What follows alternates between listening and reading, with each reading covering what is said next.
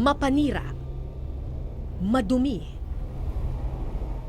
nagdadala ng sakit, nagpaparami sa madidilim na lungga, nanghihimasok sa ating kabuhayan, nakikitira sa ating mga tahanan. Matagal nang binansagang kaaway ng tao ang mga daga. Pero sila nga ba ang tunay nating kaaway? Sila nga ba ang tunay na mapanira at madumi?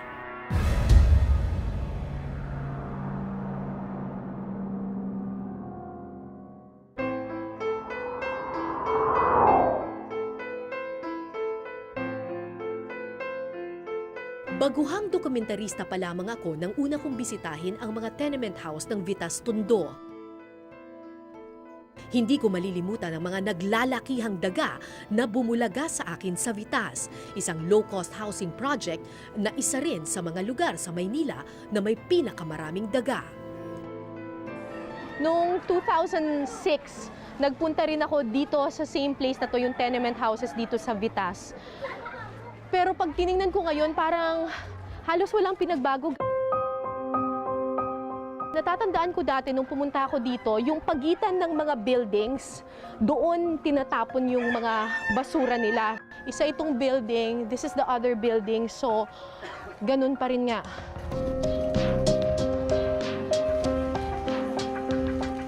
Kung halos walang pinagbago ang tambak ng basura, ganun pa rin kaya karami ang mga daga. Nakakita na kayo ng daga dito? Kinagat nga po kagabi. Kagabi, kinagat kayo ng daga? Saan? Ay, ano ba yan, kuya? Patingin po! Ayan, no? Gaano kalalaki mga daga dito? Parang pusa na po.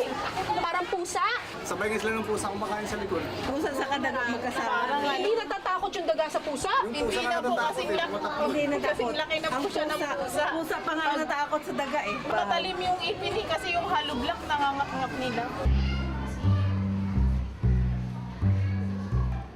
Nocturnal animals ang mga daga. Lumalabas lamang sila kapag gabi. Tanghaling tapat ako nagtungo sa Vitas, pero isang dungaw ko pa lang sa pagitan ng mga building, naglalakihang daga na ang tumambad sa akin. Oh my God, may daga! Ayun, dalawa! Ang laki! Mamaya nga po niyan, marami talaga yan. Tsaka parang hindi sila natatakot. Usually, di ba, yung daga, pag nakakita o nakaramdam sila ng tao, magtatago ka agad sila sa lungga. Pero ito, tignan mo itong dalawang dagang to. Parang wala silang pakialam. Oh my God, huwag kayo pumunta sa akin.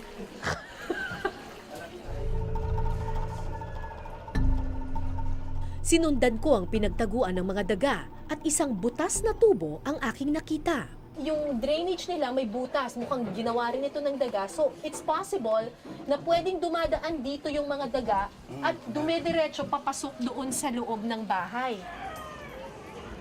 Nang kausapin ko ang mga residente sa Vitas, nakumpirma ang aking hinala. Labas-masok sa kanilang tahanan ang mga daga.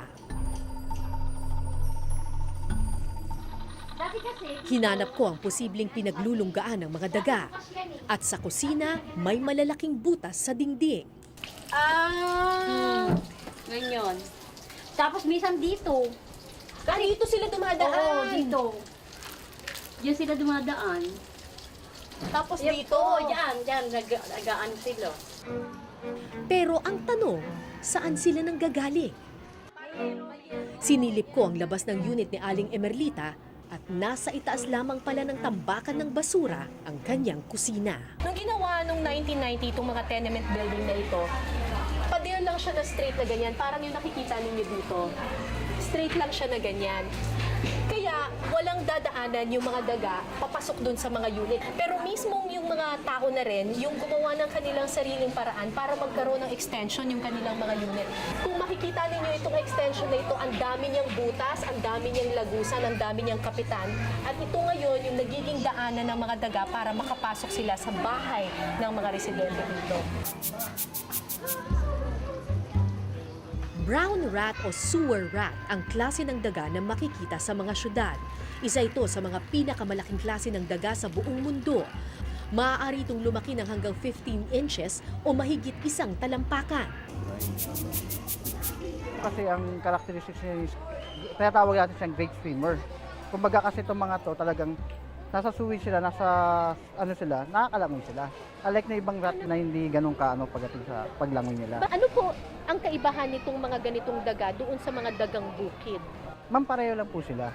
Magkaiba lang na kinakain? Hindi ma'am, pareho rin sila kanina. Yun lang, kaya ang difference na kasi dito sa atin ma'am, sa metro or sa city na medyo mas marumi. Oo. Sa ano ma'am, sa bukid, yun nga, medyo mas ayos yung kinakain nila. Hindi lang sila malalaki, ang mga brown rat rin ang isa sa pinakamabilis magparami. 4 na beses silang nanganganak kada taon. So every 3 months Every 3 nanganganak months, sila? nanganganak sila ma'am. Opo. Tapos every panganganak nila, 6 hanggang 8. Hanggang 8 hanggang siyam. Ang isang daga ay pwedeng mag-multiply to 24, 24. in 1 year. In 1 year.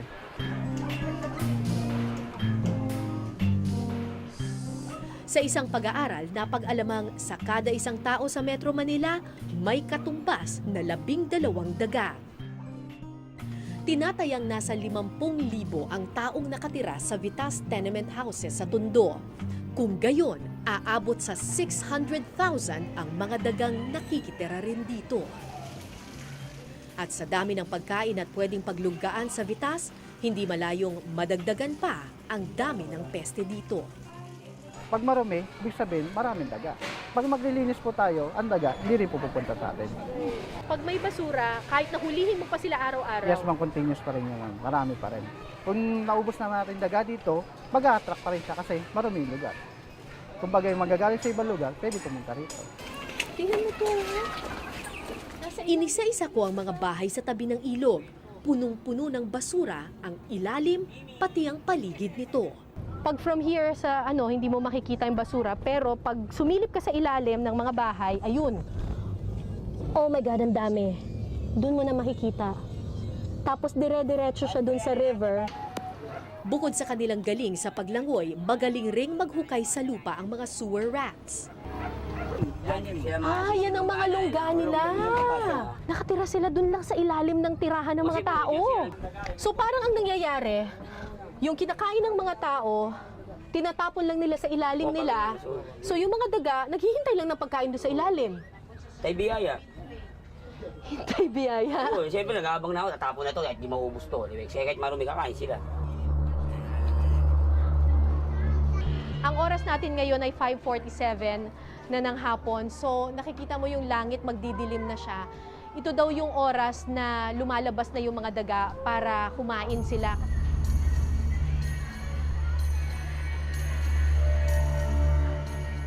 So pag titingnan mo doon, no?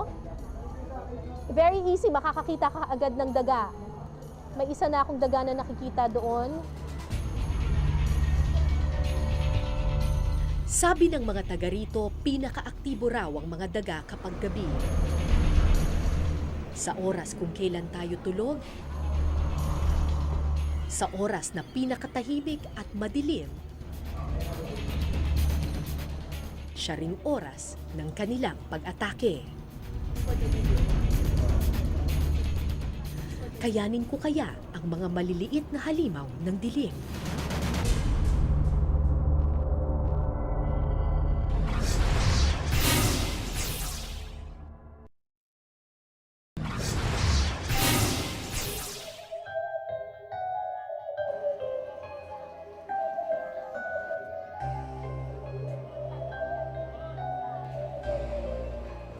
Alas 10 ng gabi, naghanda na sa pagtulog ang mga taga-Vitas. Hinele ang mga bata, binalot ng kumot ang mga paa, bumulong ng paalala, huwag matakot sa hatid ng dilim.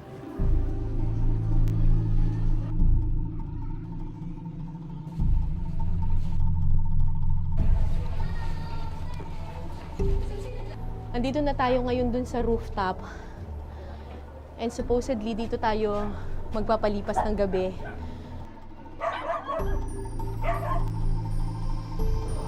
Okay. So, ito yung isa sa mga bakanting bahay dito na tutulugan natin ngayon. Basura na ba yung ilalim nito? Walang paderang unit na inassign sa akin. Maliban na lang sa bakal na grills na madaling pasukan ng lamok, ipis at daga. Sana walang daga dito.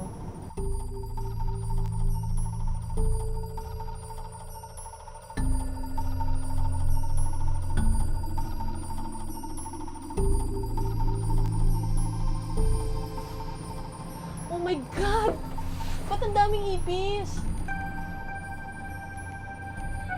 1, 2, 3, 4, 5, 6, 7, 8, 9, 10.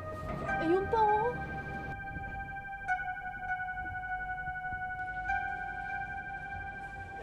Ang oras ng pagtulog ay oras dapat ng pahinga.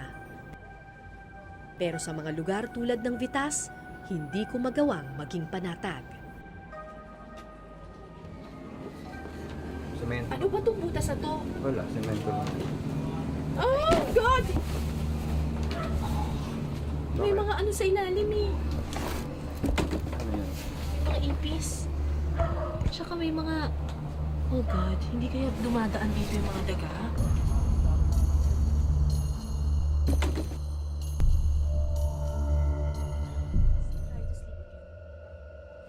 Pinilit kong ipikit ang aking mga mata, pero napapabangon ako tuwing may maririnig akong kaluskos.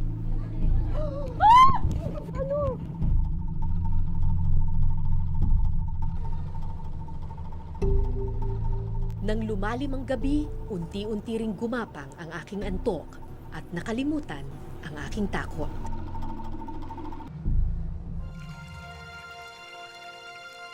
Madaling araw ng Pebrero. Sa panahong ito, pinakaberde ang mga palayan sa Isabela. Ito ang panahon kung kailan unti-unting umuusbong ang palay sa mga bagong tanim na binhi. Pero hindi lang ang mga magsasaka ang nananabik sa panahong ito.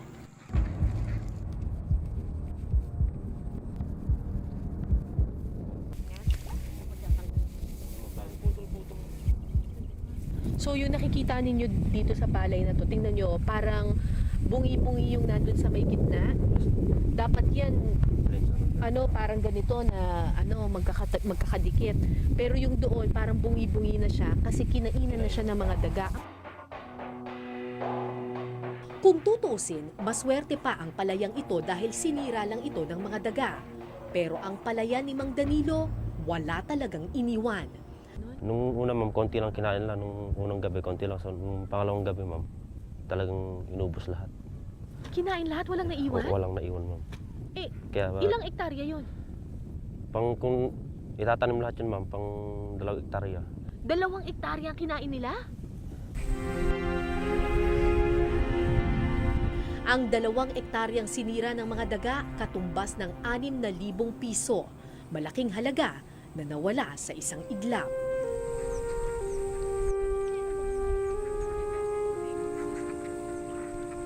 Tulad ni Mang Danilo, araw-araw din sa palayan si Eric at ang kanyang mga kapatid. Pero hindi para magtanim, kundi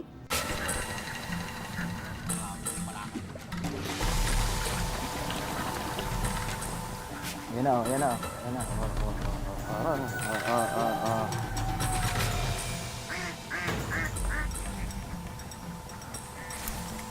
15 anyos lamang si Eric nang matuto siyang manghuli ng daga. Minsan na rin daw kasi silang nalugi dahil kinain ng daga ang kanilang pananim. Kaya ang peste ng palayan, naisipan nilang pagkakitaan. Kasi isa rin sa mga peste ng palay yan eh. Kaya ang ginawa nila, subukan kung pwedeng ulamin, gano'n. O masarap naman daw, kaya ayan. Iba rin yung daga ng bahay, iba rin yung daga ng bukid, gano'n yun. Kaya ginagawa namin, dyan na lang kami sa bukid maghuhuli. Para mabawasan naman yung mga daga doon namin, iniste ng palay doon. Pero hindi ba yun madumi? Ay, hindi po kasi palay at saka damo ang kinakain noon. Hindi na bago sa mga taga Luna, Isabela ang kumain ng dagang bukid. Pangkaraniwan ng makakita ng mga tinderong naglalako ng karne ng daga. 150 pesos kada kilo ang bentahan dito. Ang maganda doon sa daga, sipag lang kasi yan. Sa sipag mo, pag may nahuli ka, nakakalibre ka na. Libreng ulam. Libreng ulam. Pagkatapos, halimbawa, marami naman yung nahuhuli mo, magbenta ka ng 1 kilo, May allowance na rin yung mga bata. Ganun.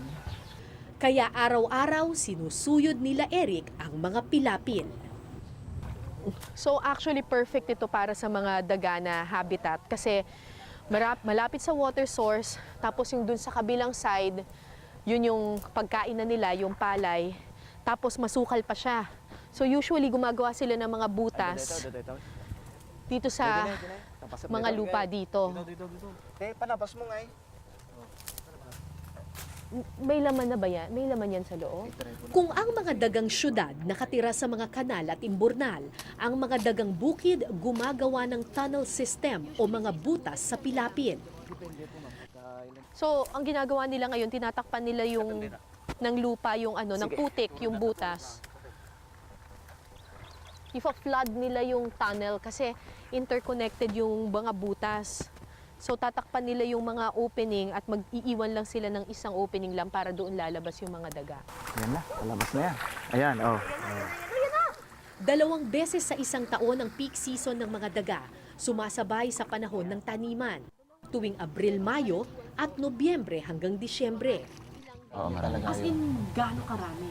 Ay, yung isang sulong lang namin, na wala pang kalahating araw, Oo. Mga ilan ang piraso ng daga mga na kukuha? 170 siguro. 170? Oo, piraso.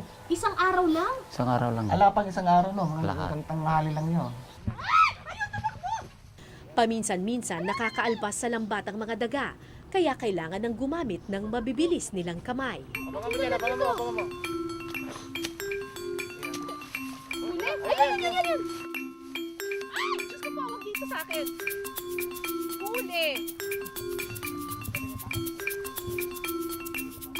Talagang may technique yun eh. Paano pong teknik doon? Doon ka lang sa kuan. Mahigit lang dito. Huwag mong hawakan dito. Diyan ka lang sa kuan. Dito lang sa batok? Oo, sa bato.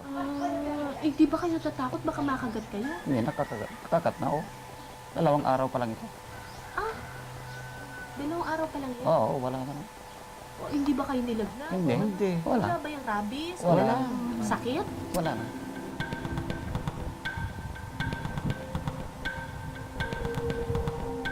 Tanghali na nang matapos kami sa panghuhuli, aabot sa 15 daga ang nakuha ng magkakapatid.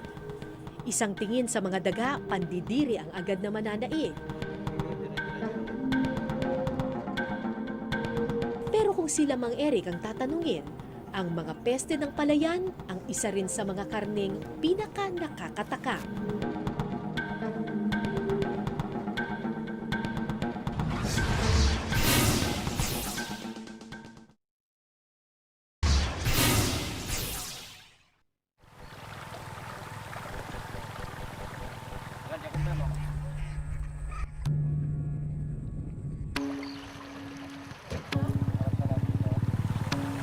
Pag binalatan ng buo. Sa tabi ng ilong, isa-isang kinatay at binalata ng mga daga.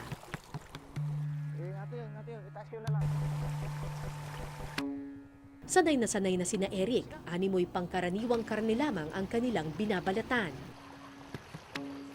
Matagal na ba kinakain ng daga dito? Matagal na. Bata pa ako nun. Bata pa kayo? Kumakain na kayo ng daga? Pero hindi palagi. Tuwing kailan lang? Kung walang kuan, mga tanim, gano'n. Bakit daw ninyo kinakain yung daga? Masarap eh.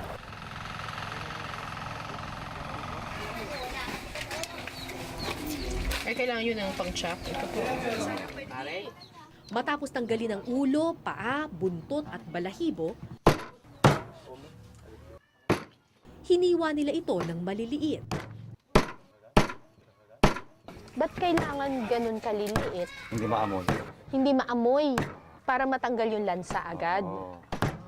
Kasi pag malalaki yung hiwa, Baka hindi maluto sa loob. hindi maluto yung loob. Ano sa inyo na eh? Batid ng mga magsasaka na baka may dalang sakit ang mga daga, kaya hindi lang isa, kundi 3 beses nila itong lulutuin. Muli ka doon na basit lang. Pinakuluan muna ito sa dahon ng bayabas para matanggal ang lansa. So yung pagluluto nila doon sa daga, Hindi enough na isang kulo lang or isang laga lang. Kailangan 2 or 3 beses niluluto.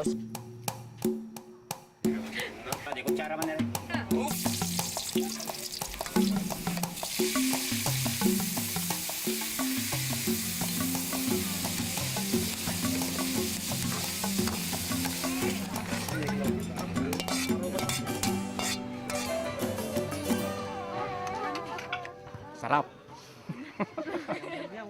Pagkatapos iluto ang mga lamang loob ng daga, mismong karne naman ang tinimplahan.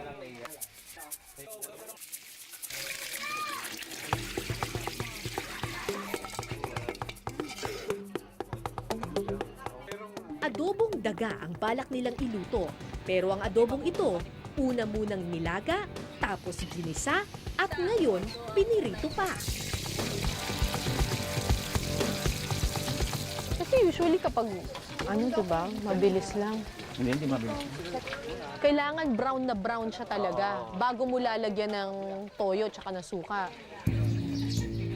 Ayon sa Center for Disease Control sa Amerika, may 70 sakit na maaaring makuha ng tao sa mga daga. Pero wala ni isa sa mga sakit na ito ang nakukuha dahil sa pagkain ng karne nito. Halos lahat ng sakit mula sa daga tulad na lang ng leptospirosis ay nakukuha sa ihi at dumi lamang ng daga. Oras ang inabot bago natapos ang 3 putahe ng daga.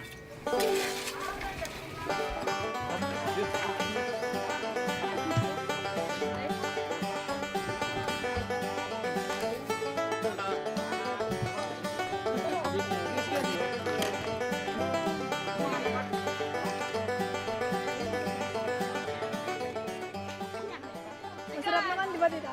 Masarap. Yan ang pinaka sariwa hinuhuli nila sa bukid.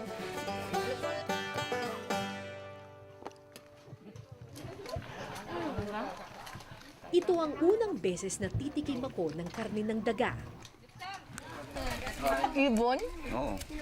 Parang manok. Hindi mo na siya malalasahan, may isip kasi parang talagang sobrang pinrito na siya, ginisa, niluto na siya ng maraming beses. Kaya basta lalasahan mo na yung flavoring. Tignan ko ito laman loob.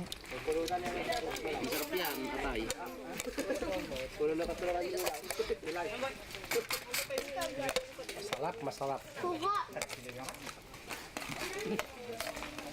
Hindi mo halong gusto. Doon na lang ako sa adobo. Kinabukasan, binalikan ko ang palayan ni Mang Danilo. Naabutan namin siya sa Pilapin, kasama ang 2 bata.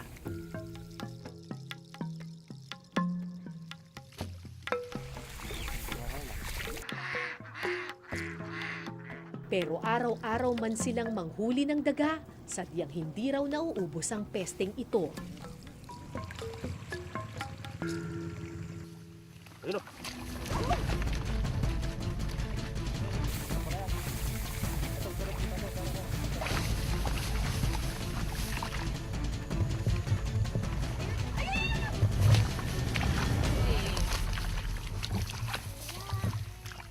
Hindi naman daw dating ganito ang problema nila sa mga daga. Dati-dati dito lang ma'am, hindi ka pwede maglakad ng walang pamalo kasi may maraming ahas dyan sa Tarundon na yan. Oo. Eh ngayon kahit maglakad ka ma'am araw-araw, wala nang makitang ahas. Nung nawala yung ahas, dumami ma'am yung daga. Siyempre wala nang kumakain sa kanila.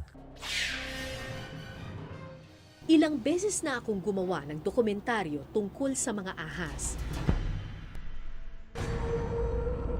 Tulad ng mga daga, madalas ding tawaging salot ng palayan ang mga ahas na ito. Kaya pilit silang hinuhuli.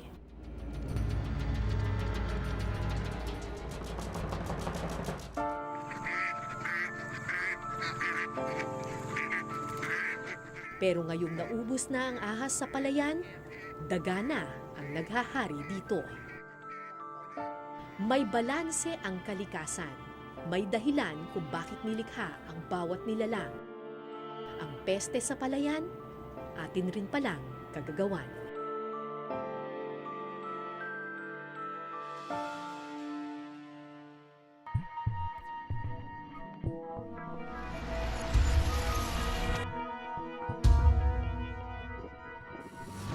Madaling bansagang halimaw ang mga nilalang na nanghihimasok sa ating tahanan.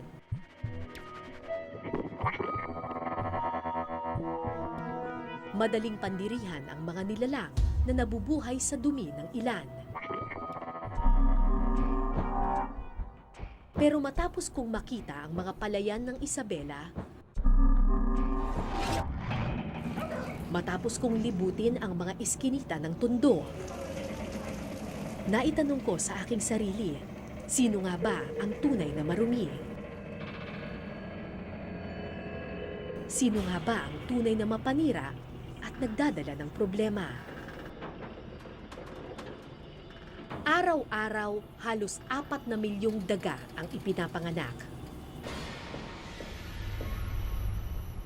Hindi na ako nagtataka dahil tila tayo mismo ang gumagawa ng sarili nating lungga. Ako po si Cara David at ito po ang Eyewitness.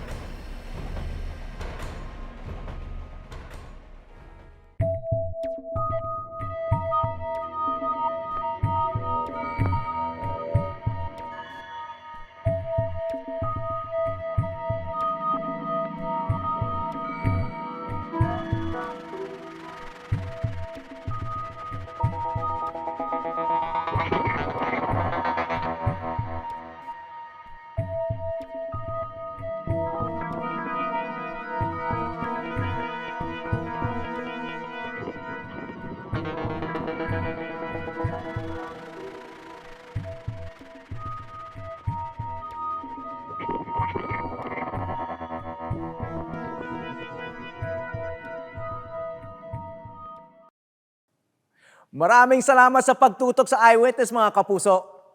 Ano masasabi niyo sa dokumentaryong ito? I-comment na yan at mag-subscribe sa GMA Public Affairs YouTube channel.